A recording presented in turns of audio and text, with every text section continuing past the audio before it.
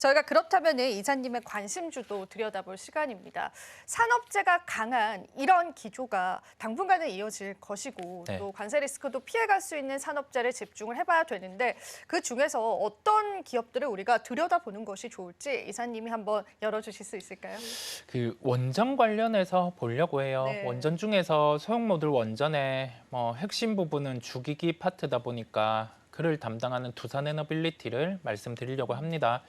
해당 종목에 대해서 우리가 기억을 해 놓을 점은 터빈 중에 전기 터빈 같은 경우가 국산화가 단행되지 않았었는데 이를 구현을 해냈고 터빈에 대한 수주가 나타날 수 있는 부분이 한 파트고요.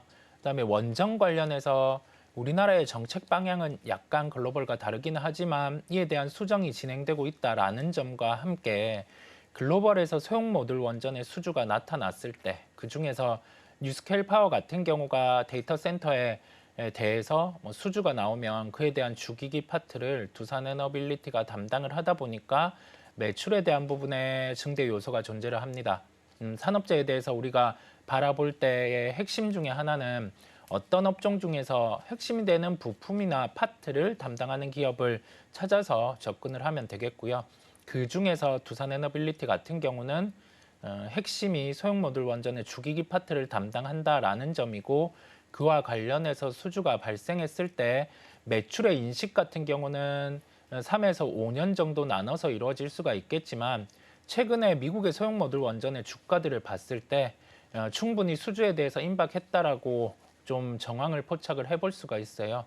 그러면 두산에너빌리티 또한 수주가 나올 수 있는 환경이기에 우리가 지금부터 관심을 가지고 좀 지속적으로 살펴봅니다. 이 와중에 주가 같은 경우는 오늘 또 반응을 하는 모습인데요. 언제나 좀 기다리는 타이밍 같은 경우는 올 수 있다 보니까 시세가 강하게 날 때 추격하기보다 소위 말하는 시장 속에서 눌림목 이런 국면을 기다려서 편입을 하시면 된다라는 말씀을 종목을 통해서 드립니다. 대부분 우리가 이 주가가 상승할 때는 수주 모멘텀이 굉장히 많이 작용이 됩니다. 그런 부분들을 이제 방산 쪽이나 조선 쪽에서도 확인을 했었는데 앞서서도 두산에너빌리티 수주 소식이 있을 수 있다라고 네. 말씀해 주셨어요. 네. 그 부분을 조금 더 구체적으로 좀 들어볼 수 있을까요, 이사님? 우리가 터빈 쪽 같은 경우는 지멘스라는 기업이 대부분 납품을 가지고 가고 있어요. 기술력이 높다 보니까 여기에서 진입 장벽이 상당히 높았는데 지멘스 같은 경우는 터빈에 대해서는 조금 사업을 좀 낮추고 있고 다른 쪽에 사업을 집중하고 있다 보니까 AS나 이런 측면에서 가능한 두산에너빌리티 같은 경우가 터빈의 수주가 나타날 수 있는 점이 한 부분이고요.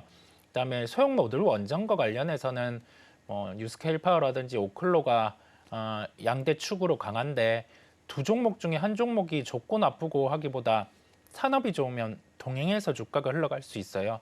데이터 센터 쪽이 캐펙스를 낮춘다라고도 하지 않았기 때문에 에너지에 대해서 데이터 센터 쪽에 수주가 나타난다라고 하면 그 중심은 소형 모듈 원전이 될 수 있고 뉴스케일 파워에 수주가 나온다라고 하면은 그 주기기는 두산에너빌리티가 담당을 하다 보니까 수주에 대해서 연속성이 높다라는 말씀을 드립니다.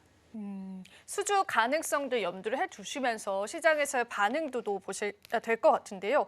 저는 여기서 조금 더 우리가 시각을 넓혀봐서 두산의 전반적인 그룹주에 관해서도 좀 이야기를 해보면 좋을 네. 것 같아요. 로봇 관련해서도 진출을 하고 있고 이렇게 소형 모듈 원전 관련해서도 좋은 진출을 보여주고 있는데 이 그룹주 전반적인 방향성들에 관해서는 이사님은 어떻게 생각하실까요? 두산그룹은 지주 쪽이 그래도 사업 파트가 있다 보니까 여기에서 다른 지주랑은 좀 다른 성격이 있어요. 보통 지주사는 배당이나 수수료 측면에서만 좀 특화가 되어 있는데 주두산 같은 경우는 사업회사 같은 경우 두산 전지 쪽이죠. 그래서 이 파트에서 동박, 전지박 같은 경우가 엔비디아 향으로 납품이 되고 있다 보니까 자연적인 실적에 대한 부분에 기대감도 있다라고 할 수가 있고요.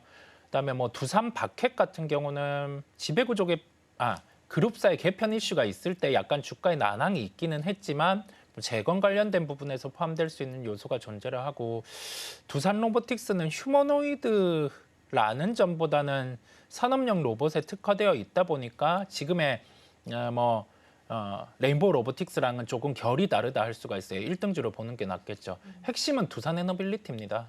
산업재 속에서 그 안에서도요, 그죠? 핵심이다 보니까 두산에너빌리티를 두산그룹 중에서는 중심으로 살펴보시면 되겠습니다.